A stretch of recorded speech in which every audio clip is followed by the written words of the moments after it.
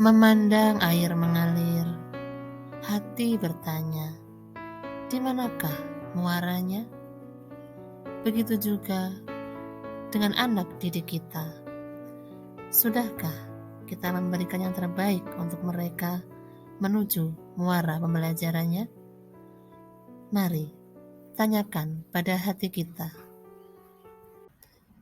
Assalamualaikum warahmatullahi wabarakatuh. Halo Bapak Ibu calon guru penggerak Angkatan 7, apa kabar? Perkenalkan, saya Susi Arumulan, calon guru penggerak Angkatan 7, Kabupaten Magetan. Kali ini saya akan memaparkan koneksi antar materi, yaitu kesimpulan dan refleksi pemikiran Ki Hajar Dewantara.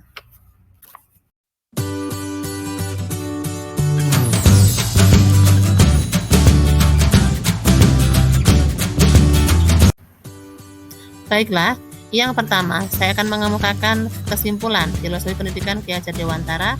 Saya mendapatkan 4 kesimpulan. Yang pertama, pengajaran merupakan bagian dari pendidikan, di mana merupakan tuntunan. Tugas kita sebagai guru yaitu memberikan tuntunan terhadap konsep kehidupan, pembelajaran, dan aspek lain yang dapat menjadi bekal mereka di usia dewasanya kelak. Yang kedua, pendidikan disesuaikan dengan kodrat alam dan kodrat zaman. Maksudnya, sesuai dengan tingkat berpikir siswa, baik materi maupun aspek berpikir yang lain. Dalam hal ini, mengangkat potensi kearifan lokal merupakan hal penting untuk memupuk jiwa anak sebagai manusia. Yang ketiga, berpihak pada murid, bertujuan untuk menuntun kodrat alam anak agar mencapai kebahagiaan setinggi-tingginya, sehingga anak merupakan subjek pendidikan yang harus difasilitasi untuk tumbuh kembangnya. Yang keempat, merdeka belajar, memberikan kebebasan pada anak untuk bereksplorasi terhadap pengetahuan, sikap, dan keterampilan seluas-luasnya. Semua hal tersebut bertujuan untuk menjadikan anak sebagai manusia seutuhnya, di mana manusia seutuhnya tersebut dapat dilihat pada pencapaian pemahaman dan perwujudan perilaku budi pekerti yang dimilikinya. Saya akan merefleksi diri saya terkait filosofi pendidikan Ki Hajar Dewantara melalui 3 pertanyaan pemantik berikut ini. Pada pembelajaran di kelas, sebelum saya mempelajari modul ini, saya meyakini beberapa hal. Di antaranya, yang pertama, murid memahami jalan pikiran saya. Sebagai guru, saya menjelaskan kepada mereka tentang suatu materi, dan setelah selesai, saya tidak menanyakan apakah mereka paham atau tidak, sehingga saya beranggapan bahwa mereka memiliki persepsi yang sama terhadap apa yang saya jelaskan. Yang kedua, saya masih mendominasi pembelajaran. Tak jarang saya masih menggunakan metode ceramah, sehingga kelas menjadi hening dan pasif. Yang ketiga, rendahnya motivasi siswa untuk belajar. Karena saya masih menggunakan metode ceramah sehingga kelas menjadi pasif, maka minat belajar pun juga tidak begitu tinggi. Kemudian yang keempat, saya masih begitu memperhatikan capaian kognitif, tetapi saya kurang memperhatikan capaian keterampilan, sehingga apa yang saya amati hanya sebatas dari pencapaian kognitif saja. Yang terakhir, saya merasa gagal jika murid kurang memahami penjelasan dari saya. Jadi saya merasa kurang berhasil sebagai guru karena mereka tidak paham apa yang saya terangkan. Setelah saya melakukan refleksi dan juga mempelajari modul 1.1, saya mendapat pengetahuan baru dan juga menyadari akan beberapa hal, yaitu anak memiliki karakteristik yang berbeda-beda, sehingga saya tidak bisa memperlakukan mereka dengan sama karena mereka punya bakat alam yang berbeda-beda juga.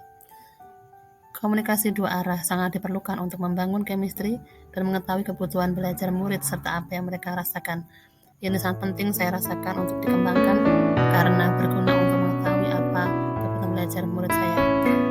Yang ketiga, guru tidak boleh hanya melihat aspek kognitif, tetapi aspek keterampilan dan juga perilaku serta aspek yang lain harus mendapat perhatian dengan porsi yang sama, sehingga murid mampu mengembangkan potensinya sesuai dengan arahan dan tanpa tekanan.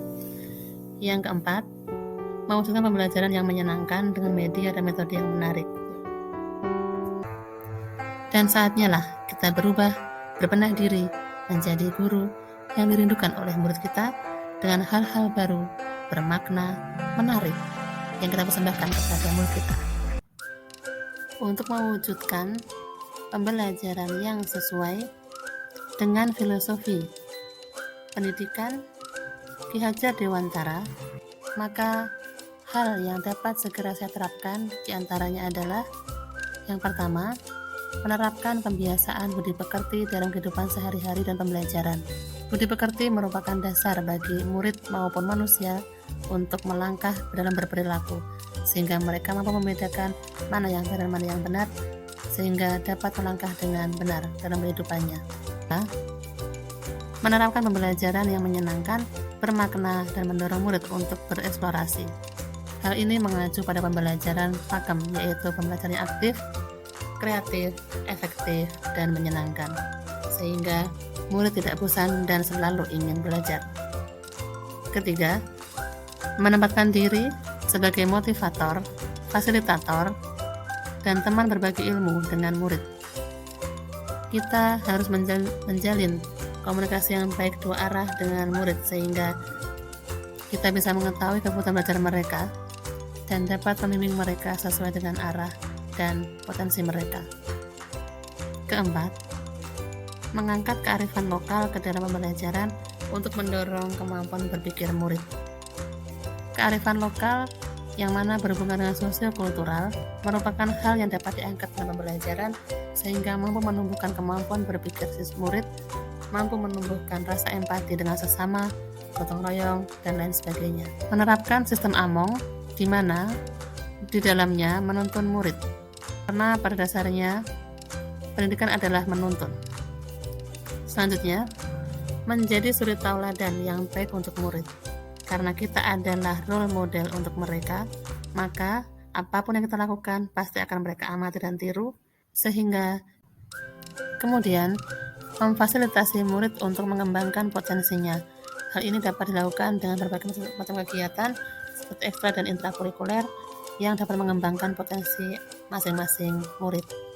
Kemudian, yang tak kalah pentingnya yaitu penerapan asas trikon dalam pembelajaran, di mana trikon terdapat 3, yaitu kontinuitas, konvergen, dan konsentris. Harapan dari penerapan semua ini adalah menciptakan pendidikan dan pembelajaran yang sesuai dengan filosofi Ki Hajar Dewantara dan perwujudan Merdeka Belajar untuk melahirkan generasi pemuda Pancasila.